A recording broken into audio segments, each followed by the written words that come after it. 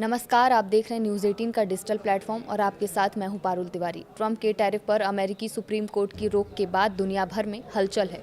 Trump ने 10% tariff बढ़ाने का ऐलान किया है। इस बीच भारत की ट्रेड डील पर खतरे के बादल मंडरा रहे हैं। भारत और अमेरिका के बीच अंतरिम व्यापार समझौते पर होने वाली 3 दिवसीय बैठक को स्थगित कर दिया गया है। इस हफ्ते होने वाली इस चर्चा का मकसद दोनों देशों के बीच कानूनी दस्तावेजों को अंतिम रूप देना था, लेकिन अमेरिकी सुप्रीम कोर्ट के हालिया फैसले और ट्रंप प्रशासन के टैरिफ नीति में बदलावों की वजह से ये फैसला लिया गया। सूत्रों के मुताबिक ये स्थगन मार्च महीने में प्रस्तावित समझौते पर असर डाल सकता है, जो दोनों देशों के नेताओं की तय की गई समय सीमा थी। पिछले शुक्रवार यानी 20 फरवरी 2026 को अमेरिकी सुप्रीम कोर्ट ने राष्ट्रपति डोनाल्ड ट्रंप के आपातकालीन अधिकारों का इस्तेमाल करके टैरिफ लगाने के फैसले को रद्द कर दिया। अदालत ने कहा कि टैरिफ नीति जैसे बड़े फैसले कांग्रेस के दायरे में आते हैं, न कि राष्ट्रपति के। इस फैसले के बाद ट्रंप प्रशासन ने ट्रेड एक्ट 1974 की धारा 122 का सहारा लिया, जिसके तहत टैरिफ दरें 15% तक सीमित हैं और ये सिर्फ 150 दिनों के लिए लागू हो सकती हैं।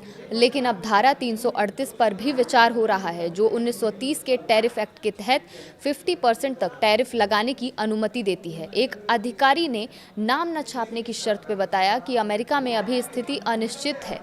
पहले वे धारा 232, 301 और 122 की बात कर रहे थे, अब 338 पर चर्चा है।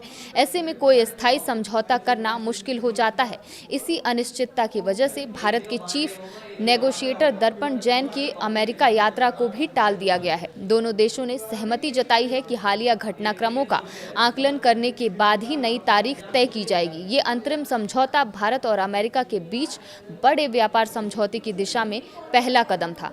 पिछले साल प्रधानमंत्री नरेंद्र मोदी और ट्रंप की मुलाकात के बाद दोनों देशों ने मार्च 2026 तक अंतरिम डील पर हस्ताक्षर करने का लक्ष्य रखा था। 6 फरवरी को जारी संयुक्त बयान में दोनों पक्षों ने फ्रेमवर्क पर सहमति जताई थी, जिसमें टैरिफ में बदलाव की स्थिति में समायोजन का प्रावधान भी शामिल था। लेकिन सुप्रीम कोर्ट के फैसले ने अब सब कुछ बदल दिया।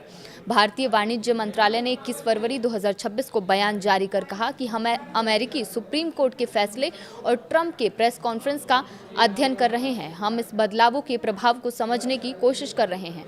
अमेरिकी ट्रेजरी सेक्रेटरी स्कॉट बेसेंट ने एक्स पर पोस्ट किया कि वो धारा 232, 301 और 122 का इस्तेमाल करके टैरिफ नीति को मजबूत करेंगे और धारा 338 भी एक विकल्प है।